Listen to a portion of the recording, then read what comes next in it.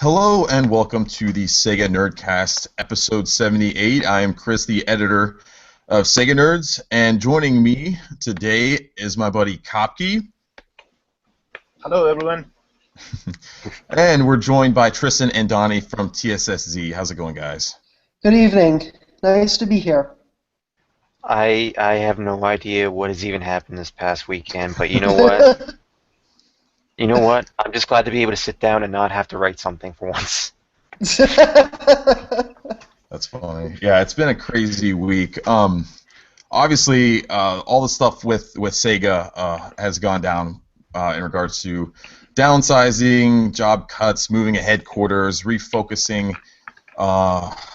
its games division. But before we get started and all that, I just want to really quickly talk about Andrew Yoon. Some of you guys might have heard a few days ago. He passed away in an accident, a swimming accident in Austin, Texas. And I just want to say, Andrew was a really good guy. I met Andrew probably back in 2007 or so when we were working on PlayStation Fanboy together. It was a joystick kind of sub-blog that they had going for a while, and he was, man, I really learned a lot from Andrew. He was a great writer, really great blogger. He really drove PlayStation Fanboy into something that was amazing. And I actually was talking to him at GDC a couple of years ago. I think it was last year, and it was great to catch up with him. And that was the last time I got to talk with him. But we were just discussing our time at PS Fanboy, and he told me at one point we were actually getting more traffic than the main joystick blog was. We were doing so well with it, and that really was, credit to Andrew's awesome work, because he was really a driving force behind all that. And it's just really tough to have lost, someone that amazing and that talented in the gaming industry. And it sucks, It sucked bad enough that the recent news of Joystick closing down, and then, just days later, we heard about Andrew, who was a very instrumental part of Joystick's success over the years. So, anyway, I just want to, just kind of say some words about Andrew, and it was just, really terrible thing, and he's going to be missed by a lot of people. If you guys have not heard of Andrew, just go into Twitter and just search for Andrew Yoon, and you'll see just an outpouring of just love and respect for him from so many people. He was very well liked and well respected in the industry. So anyway, I just wanted to say that before we get going with the regular podcast. So yeah, let's talk about Sega, fellas. It was man, it's been kind of a blur. Was it yesterday morning that we all started? Yeah. That all the news came out. Was it? It was around. It was 2 o'clock in the morning. Yeah. So I want to say, was it MCV or Eurogamer kind of broke the news? They grabbed that report that Sega published, and in it essentially said that they're going to be offering early retirement to 300 members. They're going to be looking to cut about 120 positions in Sega of America, as well as move its headquarters. Now, it started innocently enough with the 300 staff members getting early retirement, because you see that quite a bit. That doesn't sound too bad, that they're just going to look at getting people out the door a little earlier. But then you started hearing some stuff around Twitter with some community managers who we've known for a long time now, and you guys over at TSSZ, you did a really great job in just covering this thing from pretty much the moment it was breaking all the way up until to now, really. Just lots of good stories. So I just want to kind of give a shout out to you guys for doing that. But from your perspective so far, just with the job cuts, what do you guys think about all of this? Well, you first, Donnie. Because you've been in it a little bit more than I have, admittedly. Oh boy, I don't even know where to start, honestly, because this has just been like so many things have happened with Sega in the past weekend, and it's all been a blur. It went for good, I think 12 hours, almost non-stop yesterday. Hmm. Uh, Tristan wasn't around for the entirety of it. I know he was there for the first few articles he wrote to kind of break the news out, but it eventually turned into just this monstrosity of news avalanche just coming out.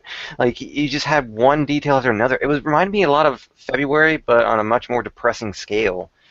Yeah. Um, and it just got to the point where I just felt like things couldn't get any worse, and then they ended up getting worse. But the layoffs just saddened me. I thought, oh, have we? Because we didn't know like there would be any job losses. We didn't know they were going to cut anything. The only thing we knew was that there was going to be a restructuring based on what we had reported back in November. And that was it. That's all we knew, that they were going to be restructuring. They sound like they were going to focus on PC and mobile gaming, but it wasn't a certainty. And then today and yesterday happened, and it's just like, well, well then. Yeah, so it looks like there's going to be 120 positions in all of Sega of America. So far, we've been able to kind of learn that the community managers, Julian Meffeld, Kelly Parker, and producer Stephen Frost, it looks like they've all been let go. Yep. And I think those are the only ones that we've confirmed so far. There's other members of the community team that we haven't been able to hear from yet. I forget her name now. I was talking to you, Donnie, about it earlier. Her last name was it Julia Steinberg? Is that her first name? I forget. But she does PR for Sega Networks, and looking at her Twitter feed, she hasn't really posted anything about all this. It's going to be interesting to see what happens with her, because if Sega, like you said earlier, Donnie, is going to be focusing on mobile and PC, it would make sense to keep her on for that, to do that mobile marketing for them. But at this point, we really don't know what their plan is going forward beyond cutting all these positions. And that's the thing. There's a lot of uncertainty. Mm-hmm. And the next several weeks are probably going to be very volatile. I was talking to Donnie on Friday, and I said it would not shock me if we know a game is coming, Sonic Runners. The expectation was we would know a little bit more about that by now, actually. And Yeah. I imagine this restructuring has had something to do with that. But we were talking, and I said it would really not shock me if they just announced something, just not only for us to get our minds off of it, but for the company to get their minds off of it, because this is a very significant situation, probably the most significant and most critical thing since Sega announced they were getting out of the console business. That's what I was trying to go back and think. I mean, there's been cuts in the past, even with the community team. They've seen some layoffs over the years, but I don't think there's been something this significant, like you said, since they did announce they were leaving the console business. This is pretty big. I can. Yeah, this looks like they're cleaning the whole team.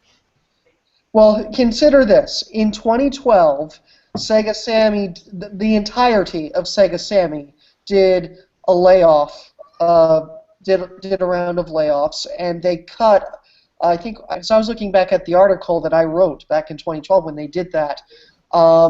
It was 37% of the workforce in whole, and that was company-wide, okay? And that left Sega with about 215 employees, all right? Now, you have to believe they probably strengthened the ranks a little bit between now and between then and now, Mm-hmm. okay? So let's say it's more like so let's say let's say conservatively, it's more like 250, right? So if they get to that 120 number, and I have every belief that they will one way or the other, whether it's through buyouts or through layoffs or inevitably the combination of both, you're looking at either side of half of the entire company workforce being cut. That is a big deal in any business. Yeah, and let me sum up that there's not only layoffs on Sega of America, there are going to be also on Sega Europe and Sega of Japan. And Yes. looking at the picture, it's like the entire company is going to that restriction. And it's really hard to know for sure how it's going to even out. You have to think at this point Sega of America is going to bear the brunt of it. But it's like you were saying, Kopke, it's going, it's going to be spread around because that's usually what happens in these types of situations. It's just going to be a matter of who's hit the hardest. It's almost certainly going to be SOA, and it's a real shame because you have, you know, we have to keep in mind, whether you love these community managers, whether you love these staff, or whether you hate these staff. I know you guys have had mostly a positive experience with the community team. I frankly have not. But these are people in the end. These are people, and these are their livelihoods. And you do not want to see anybody lose their job unnecessarily.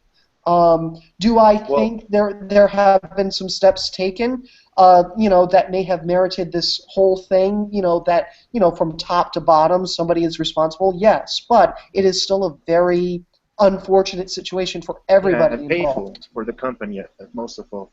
And for what the press release says, the most affected parts are going to be Sega Amusements, both American and Japanese branches, and Sega of America. So that's the part where it hurts most because Amusements has been practically the backbone for the company from its beginning. So it kind of hurts to read that too.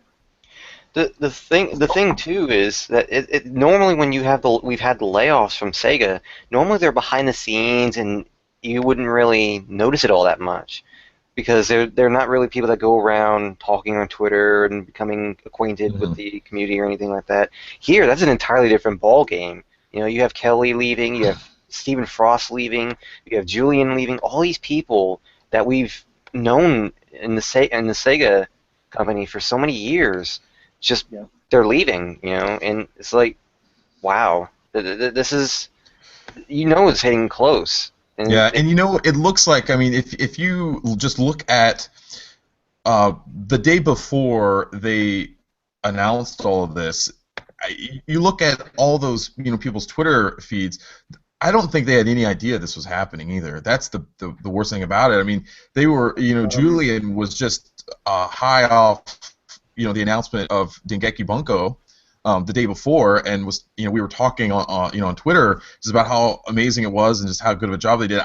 I really don't think they had any idea. I think they woke up, they saw the news, they either saw it online or got a phone call or were notified when they came in the office, whatever it was. But I really don't think they had a strong indication that coming into work, Friday morning, this was going to happen.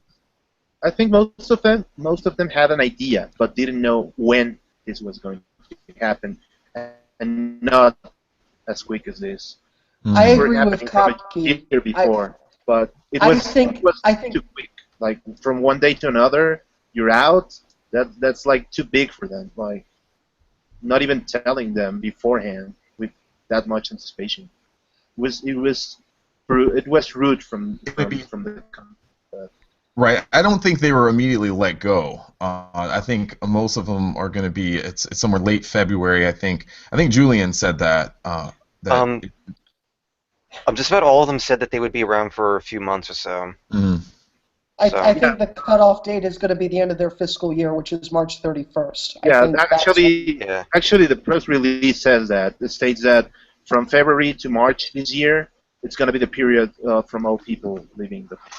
But I Yeah. want to really quickly go back to what Kopke touched on earlier because, I mean, because I do think some of them did have an idea, like in the back of their heads. I don't think this was like, I don't think there were memos circulating like, holy shit, changes are imminent. But,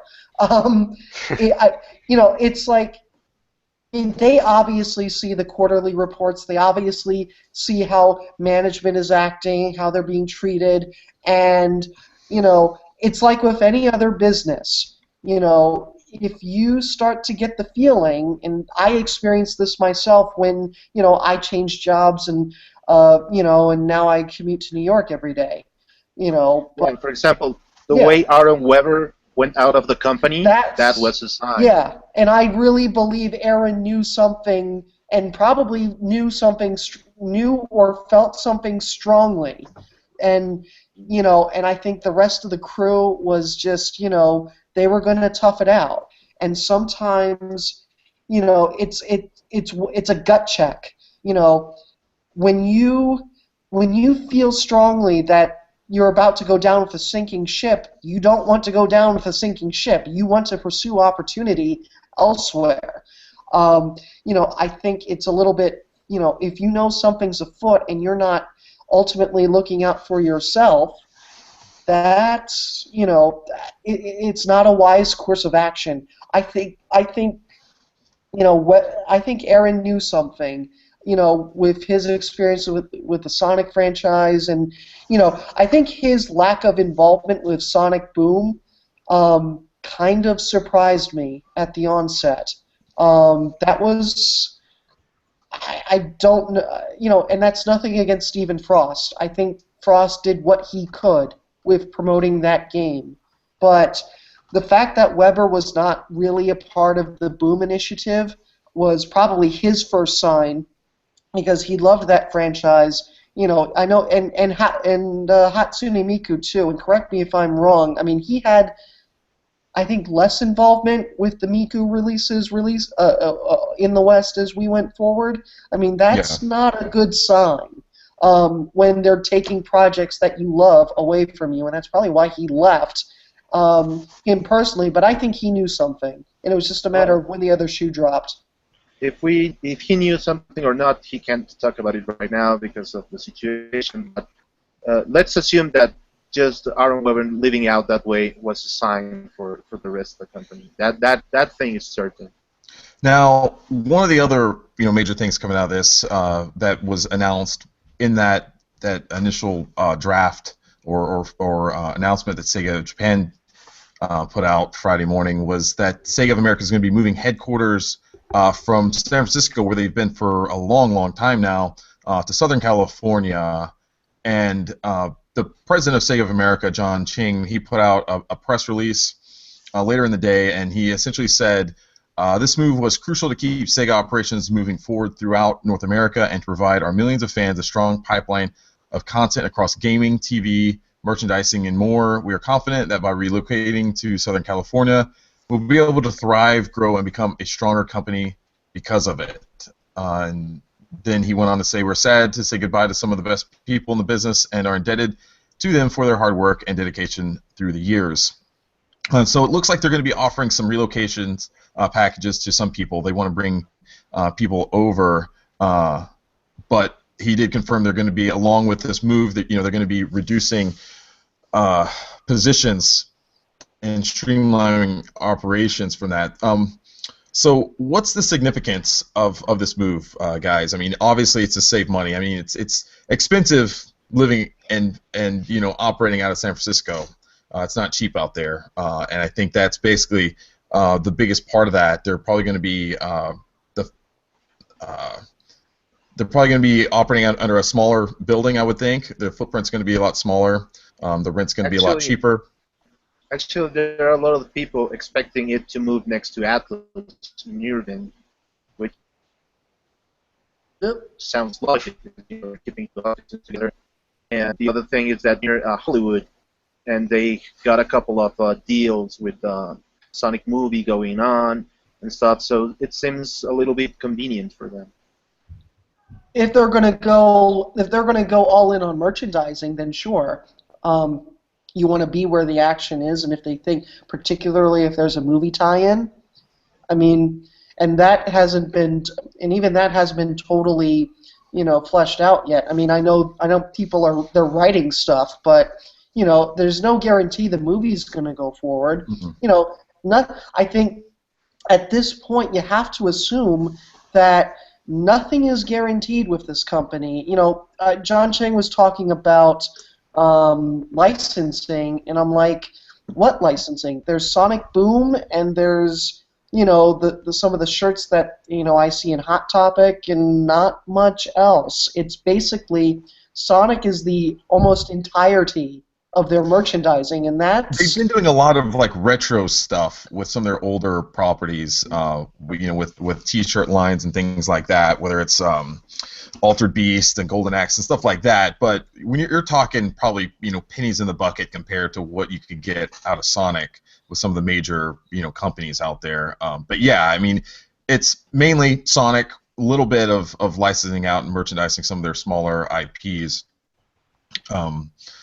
But yeah, I don't know, Donnie. What do you take away from this move and the significance of it? It's definitely a sign that things are just not looking good at all. I did an article about the move, a certain angle on the move, yesterday morning, in the midst of all this happening, as the news was breaking out, and I discovered that the last time they had moved was about a year or two before they had announced that they were dropping out of the console business. And that's never a good sign when you see things like that. And it was exactly the same reason I think Sega's suffering from now. They're financially troubled. And at least in the West anyway, I know Sega of Japan is it's like night and day with both of these two divisions. But as for Sega in the West, it's not looking good at all. And I think the move is a huge indicator that things are just not getting any better for Sega of America. It looks like to me, from what I'm looking at this, it looks like they did an assessment. They looked at the company. They looked at ways that they can find efficiencies within the company, and I think moving headquarters is probably an easy one that they can do. Downsizing the amount of workforce, obviously, that's going to save money right from the get-go. But also moving out of some place that is very expensive to operate from, somewhere closer. And I think, Hoppy, I think you made a good point, closer to Atlas. And it's going to be interesting to see how this all goes, in, because I mean, Atlas, as you guys know, they have a North America headquarters as well. And they have a team of PR people, community people there as well. How is this going to localizing team? Right, and how it's going to be interesting to see what Sega is going to do with this. And when Sega announced that they bought Atlas last year, or whenever it was, I think it was it 2013, October 2013, something like that. Yeah. Yeah. But I knew immediately that something's going to happen, because there's no way that they're going to allow both of these companies to operate autonomously or independently when they could just merge them and save a lot of money by cutting jobs and having basically a team of Atlas and Sega people merged together and doing a lot of these things. It just makes sense. It makes good business sense, and it's just going to be interesting to see what Sega does with that moving forward. If they're going to be, doing some of that with Atlas, if they're going to be moving close to Atlas headquarters down in Southern California. Well, here's the thing. I mean, first off, I think it's better than 50-50 odds Sega's going to move in with Atlas. I mean, that would almost be a no-brainer at this point. But if we want to talk about business efficiencies and cutting costs and streamlining the process, if I'm an executive at Sega of Japan and I'm telling myself, we're doing really great in Japan, but not in the rest of the world, what's stopping me from basically pulling the trigger on the entire Western operation and almost doing like what they did in mainland Europe, where you basically outsource the publishing, the localization and the process to a company like Xseed? or something like that, and not having an official presence in the Western world. I mean, in that respect, I think, Sega, the Sega name and the Sega brand really dodged a bullet, but you have to think, if this next step doesn't work out, logically that's probably the following step if we're talking about business. And it's I hate to say it, but long term that might be good business if this does not work out the way they want it to. Yeah, and that, I think you make a really good point. It does. I mean, if whatever this whole line of restructuring doesn't save them the money, and if their sales continue to tank, and they need to find other ways to save money, I mean, they're going to have to do that. They will have no choice but to start shutting down more and more operations. Now, I could see them pulling out of America a lot quicker than I could see them pulling out of Europe, just because Europe is so important from on the PC side of Sega right now. I mean, there's so much out there where this creative assembly, just so many more developers out there on the PC side. They're putting a lot in there on the PC side for Sega. I think that they would keep that operation going on, but you're right. If you look at the whole landscape of Sega across the world, really, I mean, the one weak link that really isn't performing and doing all that much is Sega of America these days. Yeah. It's true. Well, I mean, that's true, and it's not. They had a chance to show their muscles with Sonic Boom, and they did not. Yep. And they really did not. That was, at minimum, a $20 million gamble that definitely did not pay off on the video game side, may not have paid off on the licensing side. I would be very interested to see the licensing numbers for the Boom merchandise. It has paid off on the TV side, but I definitely thought that Sonic Boom would get a better time slot than it did, and I think if they did, I don't want to say things would be different, but I think it could have helped out the game side and the merchandising side a little bit more. I mean, and Donnie, correct me if I'm wrong, Cartoon Network was getting numbers like north of 1 million for some of these showings. I mean, and this was at 7 in the morning? Like, imagine what could have happened if it were 7 p.m. instead of 7 a.m. You know what I mean? Yeah, they were even getting view counts up to 1 million in adult viewers. I should note some of these weren't even whole numbers; they were just fractions of the total count. And even in reruns, they were still getting 1 million views, which is quite impressive, especially for that slot. And for cable, yeah. Yeah, the more I saw those ratings, the more I couldn't believe how well the show was doing for a Saturday morning time slot that was so early that not many people stay up for anymore. I don't think Saturday morning television quite works the same way as it once did, but that's a whole different story. But yeah, they are still getting pretty good viewings, and it wouldn't surprise me at all if it was the same case with these past few premieres. But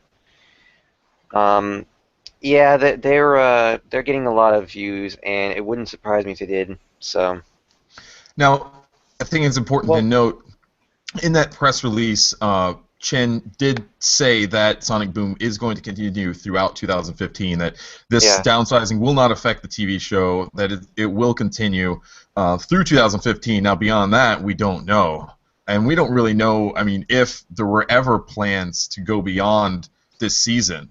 I'm sure Sega would love for that to have happened, but we really don't know if Cartoon Network had planned on picking it up. They don't. If they did, they don't have the money to do it. They have the Sega Sammy release said they had basically less than $850,000 of what's called capital, which is basically money to invest. That's it. That is a horrifically low amount of money for anything, and They're clearly having trouble trying to get investors to just infuse more capital into this division. I mean, the rest of Sega Sammy at this point is propping up Sega Corporation. It is a very dangerous situation. The way I see it is that Sega Sammy, after, I wouldn't say Sonic Boom was the straw that broke the camel's back, but I think Sega Sammy just got to the point where they decided, you know what is Sega even doing at this point? We don't know what they're doing. Their sales are just going all over the place, up and down, in the States. We need to put our foot down and say, fix things. You gotta fix things, which is partly of, and the reason why I say this is because they were talking about how Sonic would be reinforced. They didn't say he'd be cut back or anything like that. They say he would be reinforced to help stabilize sales and all, which tells me I looked up information and I did research, and I did find out that they were trying to, by reinforcing, they were trying to change the behavior of Sonic and fix his sales, which told me, okay, so they think Sonic is not doing well with stable sales, which I agree with. Sonic is not doing well with sales and its consistency at all, and I feel like Sega Sammy decided at one point we got to stop this and fix things, and I think that's also why they are trying to focus towards PC and mobile, because they know this is what works, this is what is consistent, and this is what we can trust will bring in the money that we expect to get from Sega, which is something they haven't been able to deliver on with Lost World and Boom. And I don't know about All Stars Racing Transformed. I think the sales were tolerable, not bad, but not good either. But as far as I know, anyway, I could be wrong about that. But yeah, that's pretty much how I feel about this. It's more so Sega Sammy deciding we got to put an end to this and fix things. Yeah, Donnie, you touched on something. Oh, go ahead. What were you going to say, Copy? Yeah, this is more like pull out the brake and start doing efficiency. That's basically because, you got some troubles when Sega started to getting into the console business as a third party. The first of all is you got all your fans, your fan base, which were already in your consoles. Then you alienate them by spreading them on 3 consoles. Most of them bought all 3 of them. Some of them bought the 3 of them. Some of them don't. Just bought a couple, 1 or 2 consoles. And the thing is that each time they get a release, on these consoles, they spend a lot of money on that. So there's a problem here. You spend a lot of money releasing these games to a console, but you don't capitalize that money by earning profit from that, because sometimes games, for example, like in the case of Sonic Boom, people were complaining because the game was only for Wii U, and some people wanted to on the PS3, but that can happen because there was this exclusivity deal, which Sega also made because they needed money, and also because Nintendo needed games at that point. So practically they needed each other at that time. And the other thing is that if you are not making enough profit on the consoles, that's the thing that's damaging you. What's giving you money is the games on PC. So the situation comes when you use that profit you get from PC and give the cut Japan is asking for you, and the other cut you use it to finance this problem that consoles is bringing to you. And you're not making money from it, so you're making the console releases drag money from the company and not making profit at all. So this was the turning point that for them to finally say, okay, if we don't make this change to PC and mobiles, we're making this profits we're making from these platforms and not investing them again.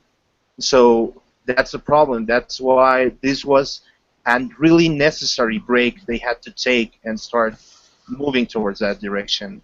That's practically how it's a low-risk, high-reward situation for mobile, and that's why everybody's going there. Everybody has a mobile phone. Not everybody has an Xbox One. Not everybody has a PlayStation 4. Most people have laptops and stuff. So, and in that everybody respect, has a PC. Yeah. So, that makes sense. I would love to one day get a hand of the contract between Nintendo and Sega for the Sonic exclusivity agreement, because I would just really like to see who that benefited more. I think I don't think anybody really could have seen Wii U doing as poorly as it has done in the market the past few years, but geez, that was a really, really bad contract for Sega to be a part of. But at the same time, you have to wonder, if they did not do that, would what has transpired this week come even earlier? Yeah. I'd be very interested to know who it benefited, I guess. Mm-hmm. And we need to back up a little bit because one of the things, we've been talking about Sega changing focus to PC and mobile, but we haven't explicitly talked about, some of the reasons why and some of the things that Sega has come out and said. Now, I think it was MCV over in UK wrote an article about this, and they essentially said that Sega tended to alter operations to focus on mobile and online PC games. They think that is some growth areas, meaning that those are areas they can kind of exploit to grow its business. And like you said, Donnie, it's going to be reinforcing the Sonic merchandising business. So they said the changes are a result of a business analysis conducted by Group Structure Reform Division. It was formed last May, and it was tasked with improving management efficiency, profitability, and restructuring the business. Now, we talked a little bit about this before, but companies will routinely do this when they want to save money and restructure. So it looks like this is one of the things that this group saw that Sega could do is focus in on these areas that are going to be growing in the video game industry in the future. And like you said, Kopke, they're not going to be spreading their releases over multiple consoles. I mean, for one, everyone has a phone, and everyone has a computer. Now not everyone has a Wii U, a PS4, or an Xbox One. They may have one of those things, but those two platforms, for the most part, most people have in their homes. Putting them on those systems, I think, is a smart move. The only thing is, though, is that a lot of Sega's big-selling franchises typically are geared toward, the younger audiences out there that might not be or have access to a PC. And I think that's one of the big reasons why it made sense to have Sonic go to the Wii U. Because, like I said, I think a lot of people now, I think the majority of people out there are kids who enjoy Sonic these days. And it makes sense to put that on the Wii U. Now, the Wii U just hasn't sold as well as Nintendo or Sega would have liked, but I think it made sense in their mind at the time. Now, what are you going to say? Yeah, let me add just a little bit on that point. The thing is that the current Sega consumer demographic is bigger right now on PC because of two titles, which are Football Manager and Total War. And these two titles alone have been keeping Sega alive for the last 4 years. Making that profit has keeping alive Sega Europe, Sega of America, and Sega of Japan. So the thing is, your bigger audience is there currently. And if you look at the numbers, Sonic Generation sold more in PC than the three consoles it was released on. And for example, the thing that we just saw recently with Valkyria Chronicles, the game alone on 1 week sold more than its entire run on the PS3. So it's telling you that that's your main platform and that's your way to be. It's a logical decision to go. I just can't see Sega solely releasing console or games on the PC. It just it makes sense to release them and develop them for the PC, but for these systems, especially the Xbox One and the PlayStation 4, the way their architecture is set up, it makes porting them very easy. It's not like in years past when you have to do a lot of work to get these games running on these systems. It's very easy these days, and that's why Sony and Microsoft built their systems like they did, to make it very easy for PC games to be ported over.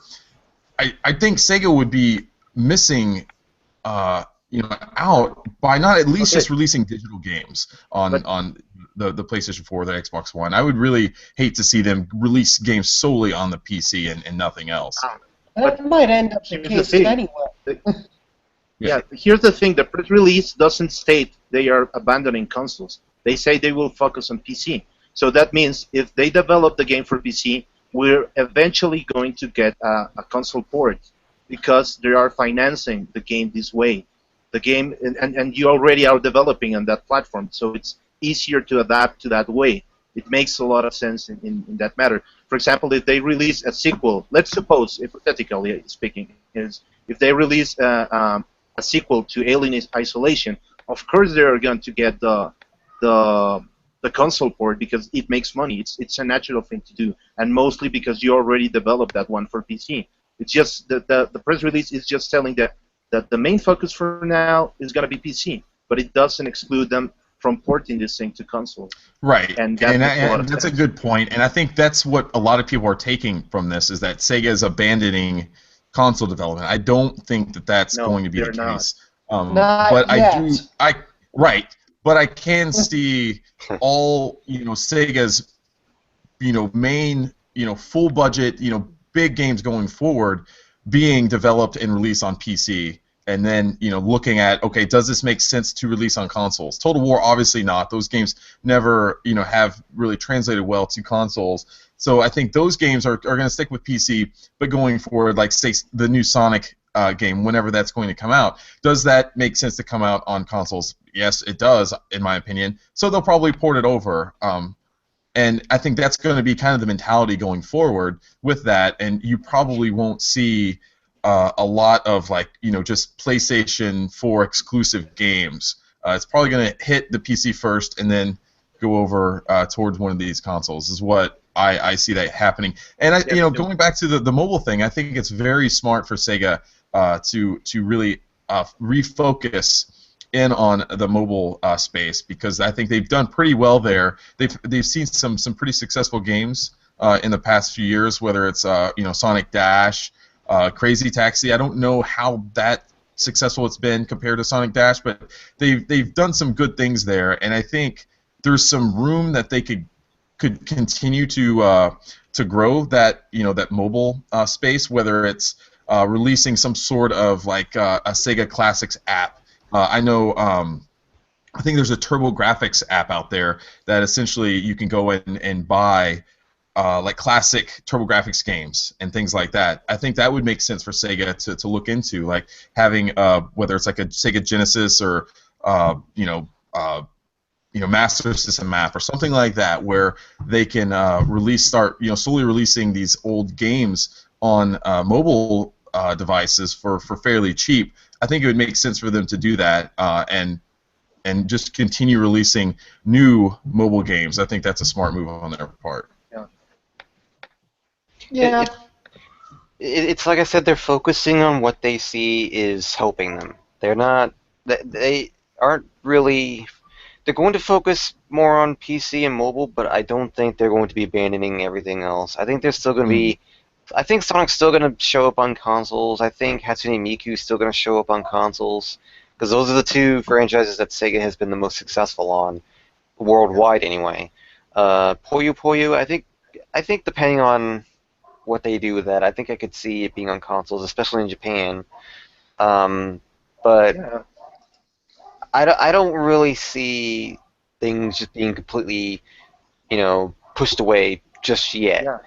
I don't think this is the end of Sega America just yet. I think these still got some more life in them, if even just a bit. But it's gonna be more difficult promoting their games, though. Yeah. Oh, Well, absolutely. Well, I think the contrary. I think it's going to be easier because it's way faster for them. You just put the game out on Steam and you go wild with it. I think it saves them a lot of budget on that matter. Well, what you're And doing though you is can- you're hoping that there's going to be, if you do that, you essentially are hoping that there's kind of a grassroots kind of build up within the community. If you just kind of up and release a game, you're going to get a very core audience doing it that way, where you're not going to get the wider audience that you would say for what they did with Sonic Boom, where they had a big event that was kind of geared around the game and the TV show. That took a lot of money, but you're not going to get that amount of people seeing that game if you just up and release a game on Steam. It's a huge difference, the amount of people, the amount of eyeballs that are going to see that. Yeah. But I think there's a few questions that I think that we should kind of talk about, as it relates to the kind of the future of Sega. And one of those is, who do we blame for Sega's current predicament? And I think that's kind of an interesting thing to talk about, because you look at it, and I think right away people would probably, look at Sega of Japan and saying, a lot of, their policies and things have put Sega as a whole in this current predicament. So I want to throw that out there to you guys. Tristan, what do you think? Who do you think, what region within Sega holds the most fault? I have to say, here's the thing. For me, it goes back to the gamble with Sonic Boom. For me, this was kind of, I think this was sort of Sega of America's last gasp. This was a way for them to prove that they can still be relevant in the overall business hierarchy. And, it was a risk. And the mothership gave them tens of millions of dollars for them to take that risk. And I just don't think the ROI was there. I think there are a lot of really talented folks in the Western Division that probably fought really, really hard for that for that risk to be taken. But if not everybody is on board, then you don't have that unified vision, and you don't have that unified execution. And that's why right ahead of Boom's release, if you recall, that's when we started hearing all the bad stuff about Big Red Button. Mm-hmm. Right after this news came out is when we found the rather, shall we say, unflattering comments about Sega of America and how it is as a place to work as a whole by former employees. So it's not like this is suddenly a new problem. I think there have been long-standing issues from top to bottom on not only with with how Sega does customer service, but also its external service and how they treat each other and how they treat themselves. So I would say, could it be Japan's fault maybe for trying to showcase its muscle a little bit on the other divisions? Yeah, it could, but can you really blame them? Because the one time they let the Western Division actually do something, it cost them a lot of money. So I really want to think it's the mothership's fault, but I think, once Boom happened, once Boom turned into bust, basically Sega of America became the scapegoat, and you can't really blame them. I mean, it was an unmitigated disaster other than TV. Yeah, it's tough. I think Sega of America needs to bring back Tom Kalinske. That's what they need to do. That's a hashtag that's just popular today. It is a hashtag. I've seen that. Just Mr. Caffeine. It's interesting. He takes a mothership again. Mr. Caffeine for Sega of America CEO. I'd be all for it. But I think. Oh, go ahead, Kapke. I think the reason is like Sega not acting as a whole. I mean, the management always, and we've seen this from the very beginning. The management always fought each other, like Sega Japan fighting Sega of America and Sega Europe, sometimes not letting them do as they please, and sometimes Sega of America not doing correctly, or sometimes doing things behind their back. I think this situation has gotten into a conflict that has cost a price too high to pay right now. Yeah. They like started to act as a whole, and you know, release for the first time that they are a single company and they are a global company, and whatever they do affects all the global sales.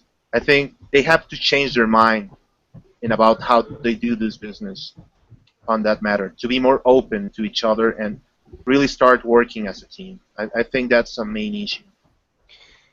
And It, I it, have. Oh, go ahead, Donnie. it's fine. I was just gonna say, it's like I said earlier. They're putting their foot down and realizing, yeah, okay, we need to sort this out. It's become too much of a problem, and we've let it go on for too much longer. It's obvious that Sega America and this part of Sega as a whole is just not consistent. They're not doing as great as we would like them to be, and we want them to just go and do better. We just want them to put out good games. We want them to Yeah, we sell. want We them to want them. win. Yeah, we want something to go right here with these guys, and they're not going right at all. They just seem to be going down a sinking ship. So we need to stop that and fix things before it gets much worse. Yeah. And I that's why mean, Sega America is, getting the restructuring it is, because they are the ones that have pretty much the last one. Like, Sega of Europe has been pretty much restructured and everything to the point where it can't anymore. There's not really that much left of Sega of Europe, and it looks like Sega America's now the Sega of Europe, where they're just going to keep restructuring them and putting out as many layoffs as possible, unfortunately, because there's no one else to turn to. I mean, this really isn't hard. Just if you want people to buy your games, then make good games. And Alien Isolation was quite good. Perhaps a little too late to save this because the PC market is so, it's growing, but you know. If they made Alien Isolation for mobile, maybe we'd have a different conversation. All of the weapon upgrades could be in-app purchases or something like that. But I wouldn't put it past them. But it's this is really not hard. I mean, if you make bad games, nobody is going to buy your product. And the fact of the matter is, Sega's quote-unquote mainstream titles, the large majority of them the past several years, and I'm not talking about just Sonic, have been either A, just terrible, or B, too niche to really make an impact. They have taken risks. I remember, you guys remember The Cave? Like, Oh yeah, that Yes, game. I love it's that game. it's a great game, but I don't think it did very well. I mean, it was a nice effort, but there's going to have to be a point where, they have to get a lot more mainstream and they have to do it beyond Sonic. And I see points where, I see glimmers of hope with that with the Alien franchise. Not that they have finally righted that ship, but they need to do that with Sonic now, and maybe we can get something cooking. But they need a blockbuster IP like Acclaim did, or Activision, excuse me. Does Acclaim even exist anymore? I don't I even don't think know. so. I think we're out of It's business. part of Warner right now. I've definitely dated myself with Acclaim. Activision, I meant. Or like Activision with Call of Duty, or like Rockstar with Grand Theft Auto. There needs to, and I hate those types of games. Let me be clear about that. But I'm willing to kind of say I can slog through all of that, market to the mass type stuff if it means this company survives. Yeah. Now, one of the things that I think we should take a look at are some of the positives that could come out of this downsizing, because that's what the whole point is to make this company more efficient and to save them the money and keep the company operating. Really, it's about cutting costs so they can be profitable, because a business not profitable is not going to be a business for very long. Now, one of the things that I look at, especially seeing how Sega is saying they're going to now focus on the PC side of things, I think we're going to see a lot more of these games like from the Sega PC Ports campaign. I think we're going to see a lot more of things like that. Because you look at how successful Valkyria Chronicles was on Steam, it was one of the most popular and most sold games during its release time frame on the whole Steam service. I think Sega going forward is going to put more of those type of games out on Steam that people are wanting. It's not a big investment. They don't have to do a lot of work to get some of these games on to PC and onto Steam. I think it makes a lot of sense financially, and I think we're going to see a lot more of that going forward. And that, in my opinion, is really good. And I'm excited to see some of that happening. And I think we'll see more of that within the next year or two. I really want to know more about what's going on with Sonic Runners, because we haven't heard anything for a month about what's happening with Sonic Runners, and it's kind of shocking considering they really did. They made it sound like they made it clear we were going to get more information very, very soon. We haven't had any more information. I'll tell you what's going to be really, really interesting is what Sega does at E3 this year. I think that's going to be really telling how that's going to happen, because I'm not sure they really know what they're going to do at E3 this year yet. No one knows what they're going to do. Anything Sega at of all. America. Sega of America does not know what to do. I think Sega of Japan already knew what is going on and how they are going to do it, because they're practically following their plan.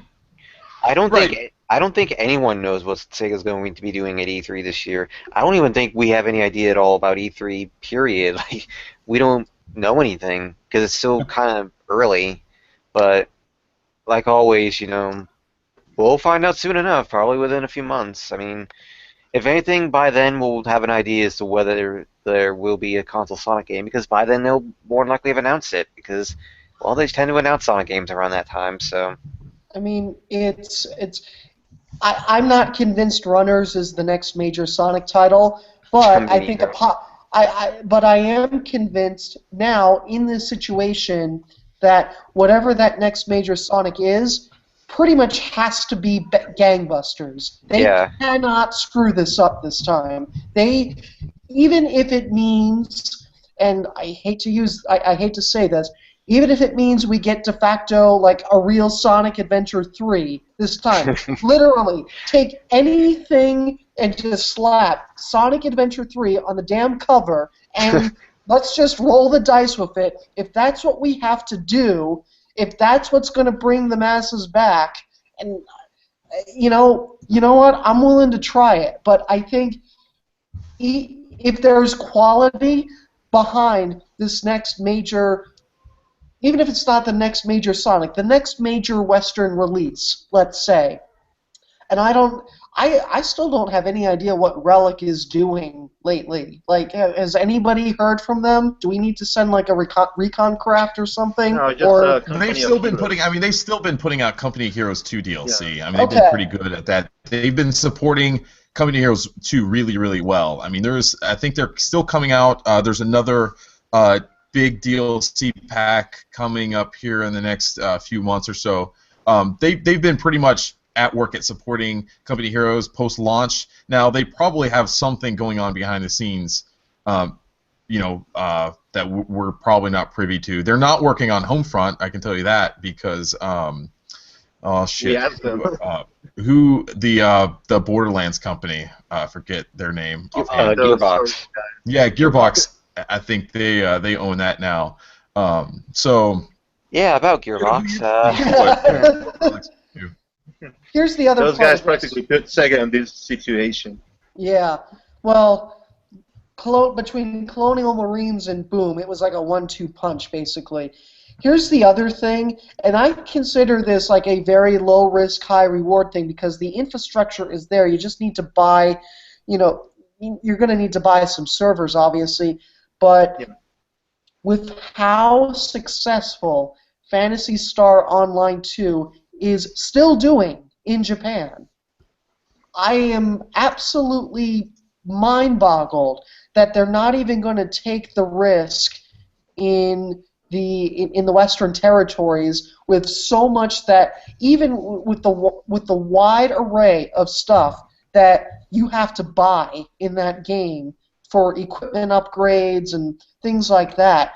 I mean, that almost feels like a no-brainer too. I know there were some murmurs many months back that maybe Relic or some form of or some division of Relic might be kind of working on localizing that, but I think if we got to go all in, and Phantasy Star Online is a good title, it is a quality title. It would not still be going in Japan right now if it wasn't.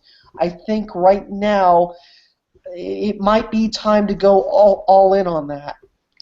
I've heard, I actually heard rumors that Sega had Phantasy Star Online to completely translated and ready to go, and they pulled it, and they decided not to release it because they didn't want to invest in all of the upkeep, the servers, everything else that went along with running and maintaining an MMO in North America, and I think that's, I don't know. I don't know if that's a good thing or not. You know, it's tough to say because MMOs in this day and age are really hard. I mean, look at you got to see. Look at what Elder Scrolls Online was probably one of the biggest MMOs that have launched in the last few years, and you know they put millions and millions, hundreds of millions of dollars into that game, and it hasn't even been able to stay as a subscription service. They've had to, they're now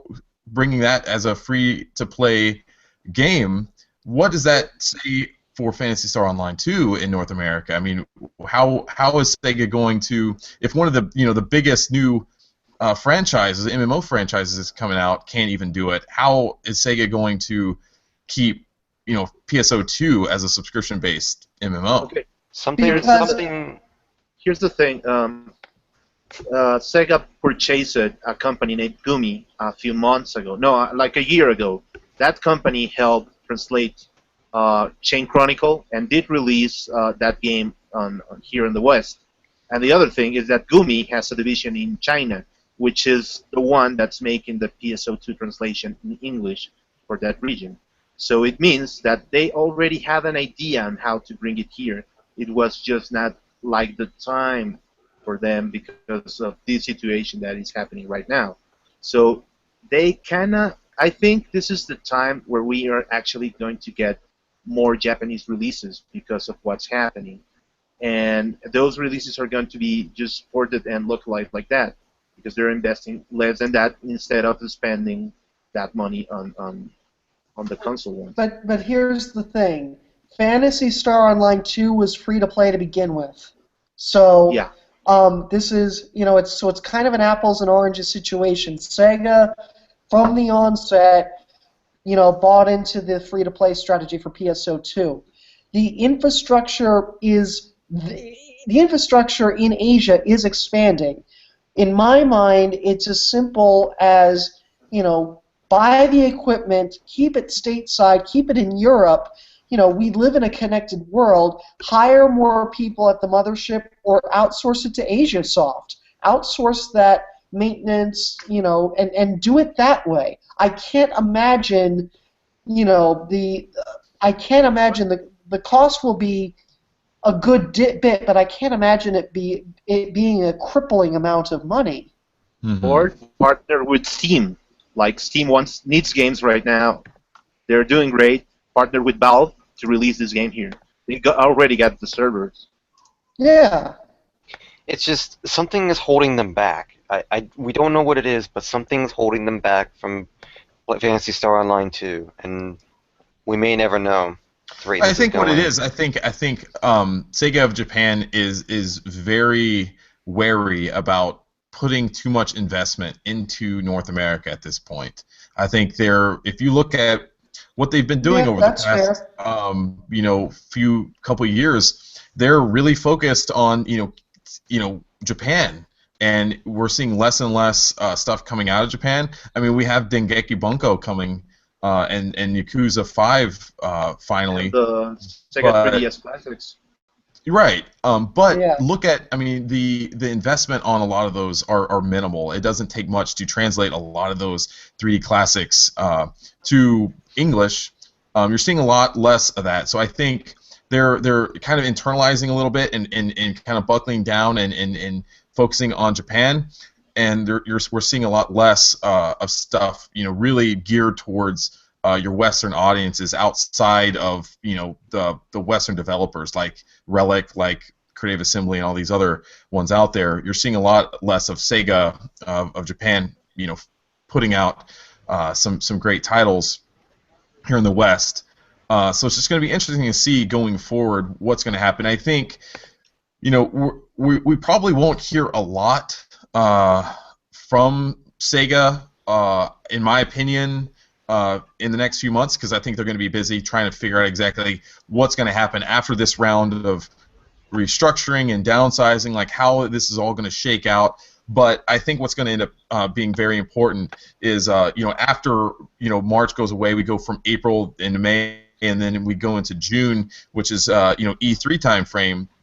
We're going to learn a lot of what Sega really plans to do for the rest of the year and into 2016. That's going to be a very important, and it's just going to be really interesting to see, which kind of leads us to our next question, but we kind of discussed it a little bit before, but really, where does Sonic go, and where does he fit in into all of this? Because we see that Sega really wants to buckle down and reinforce the Sonic franchise, but then again, they're talking about also at the same time focusing on the PC and the mobile spaces, which are two areas that really up until maybe ago, Sonic really didn't have a big part in.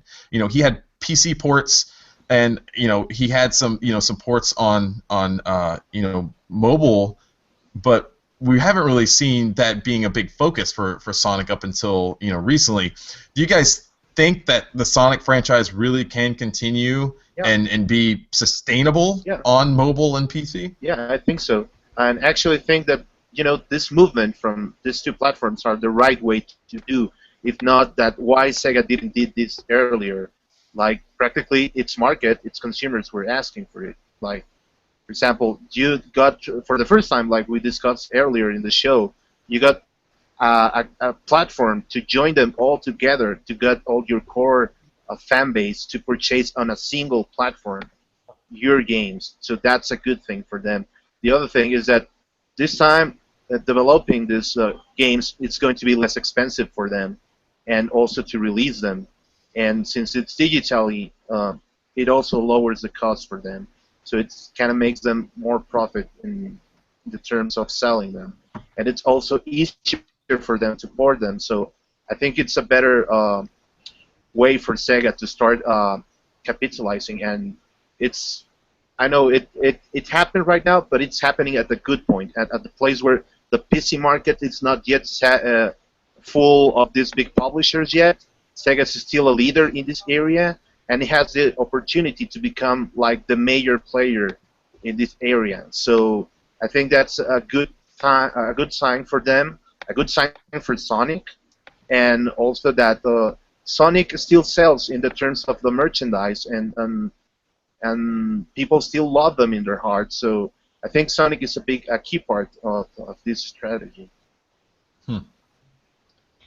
I'm just wondering what they will do.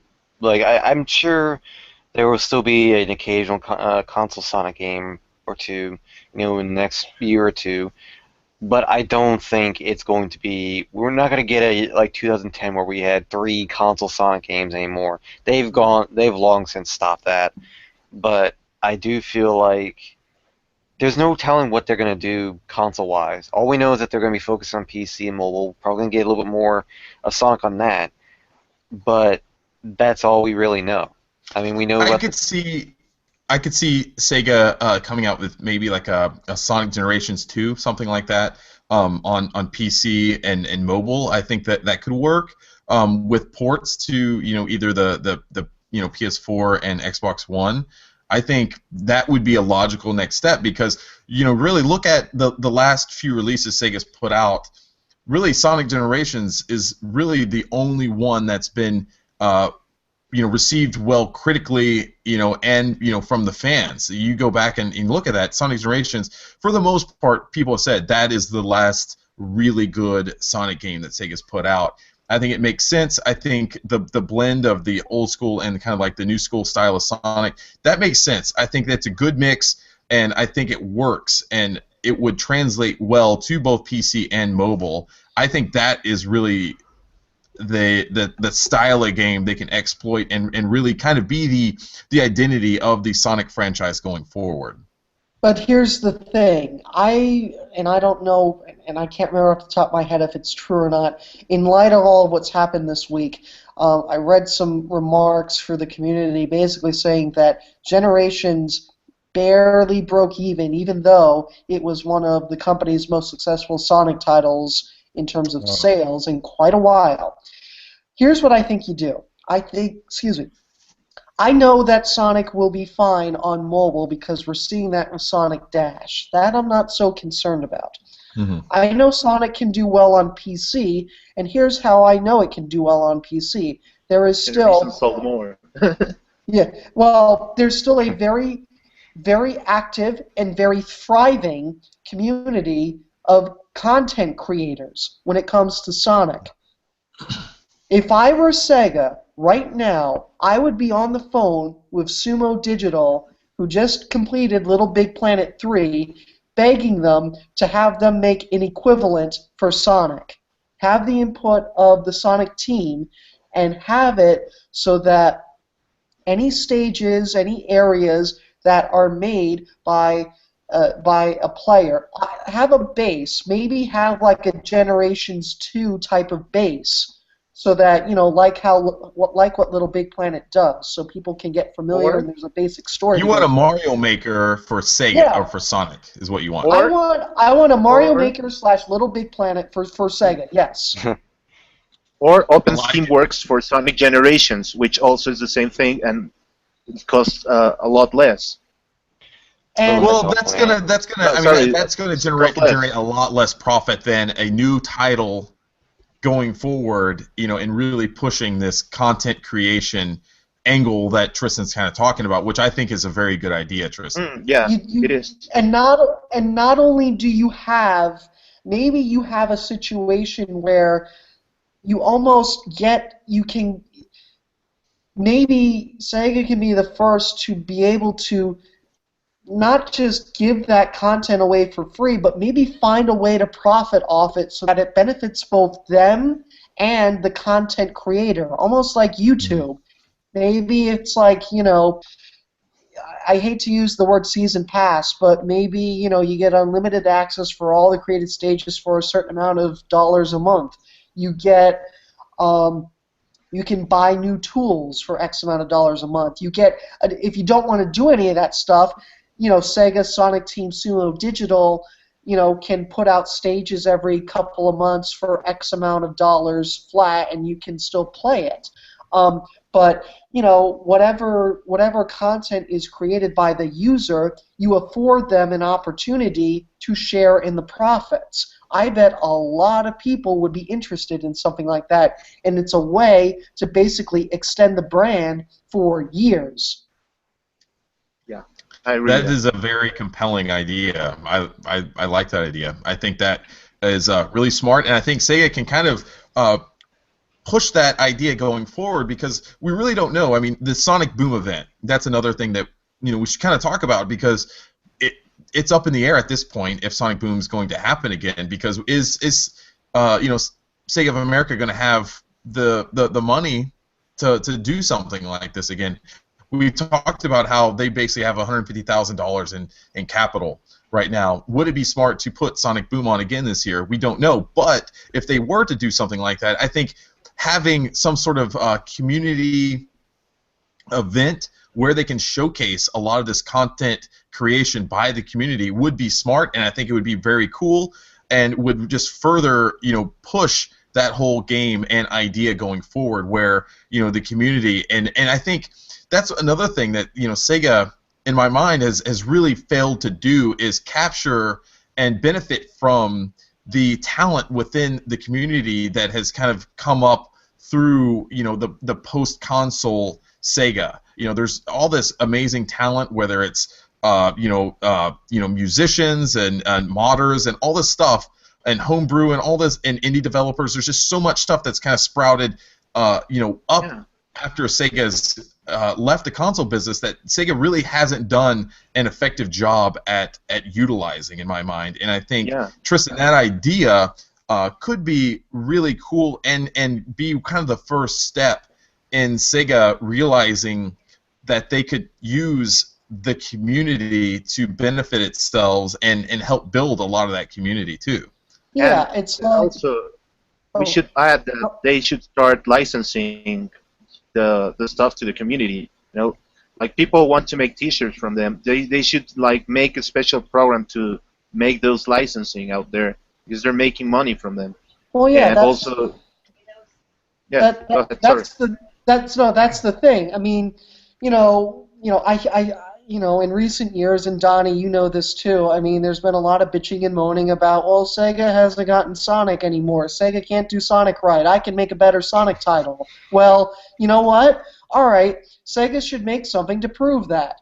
And you know what? If those naysayers are right, they can potentially make a lot of money off of that, and make Sega a lot of money off of it. It benefits both parties. You know what?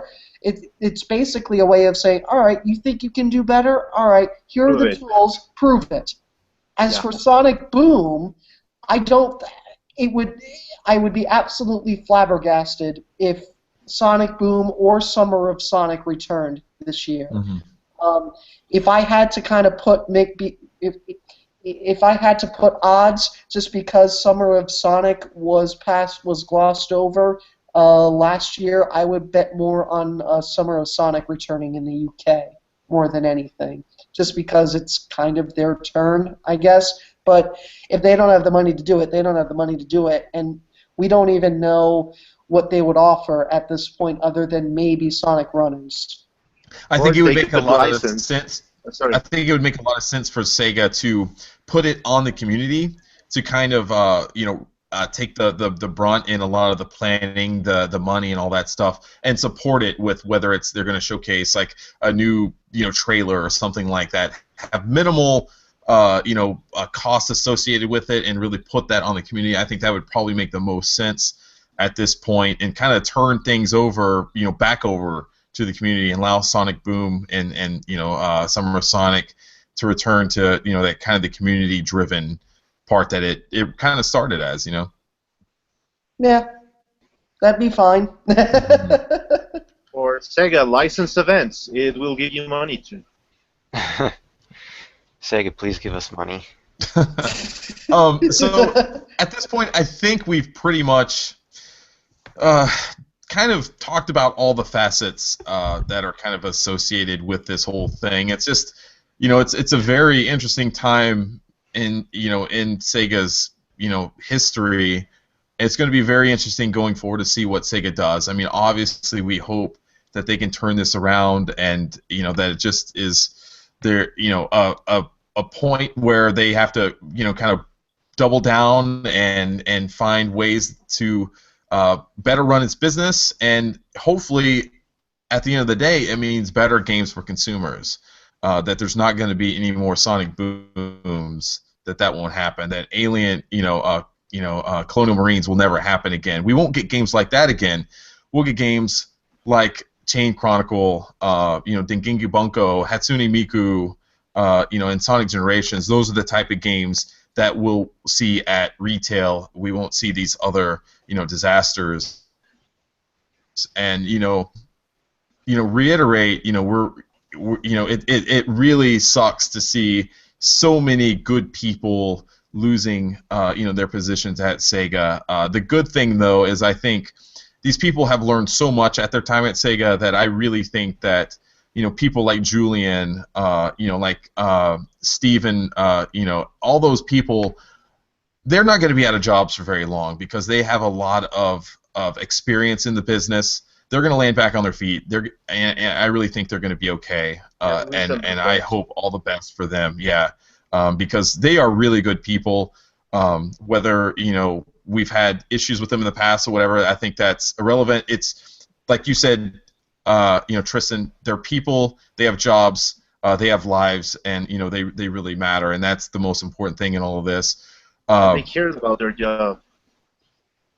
Yeah, absolutely. They were very passionate, and I think that is really what makes the the Sonic or Sega community special, is because from both sides, whether it's the people working at Sega and the people in the community, there's a lot of passion there, and I really hope that is really kind of what brings Sega through all this. But only time will tell.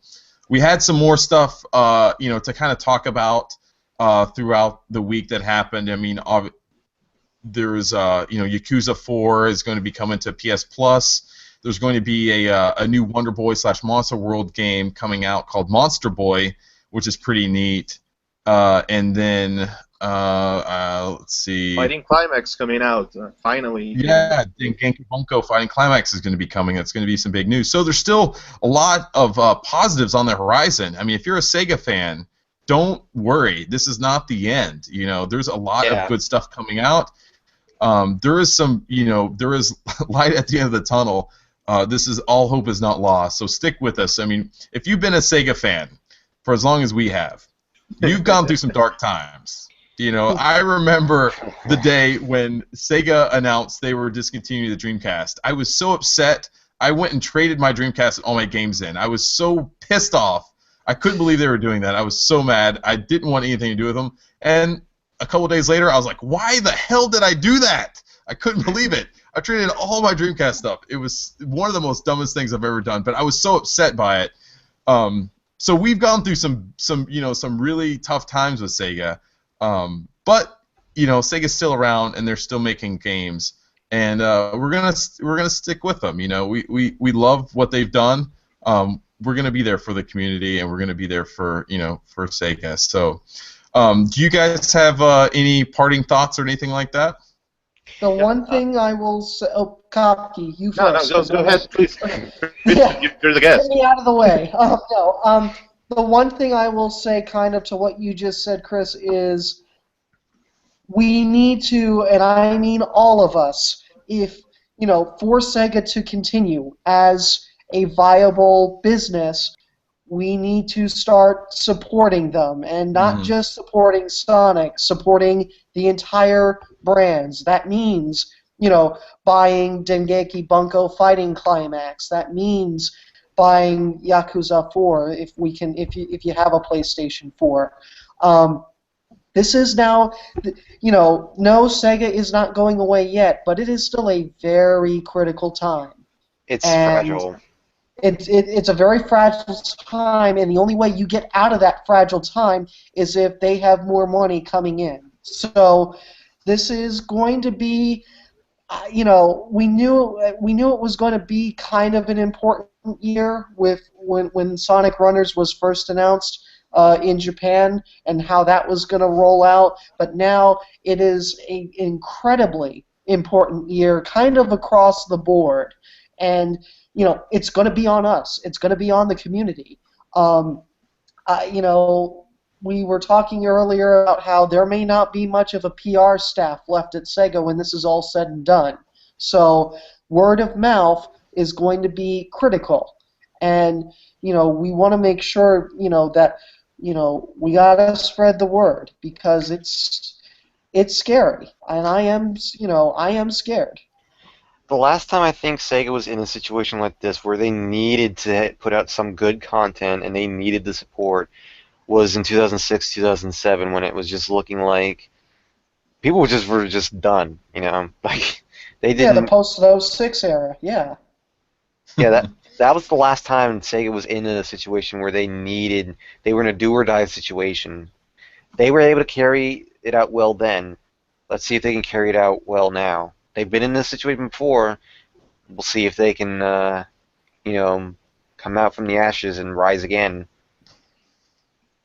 Yeah. Yeah, I think Tristan, you made a good point that it looks like the bulk of the community staff at Sega is going to be gone.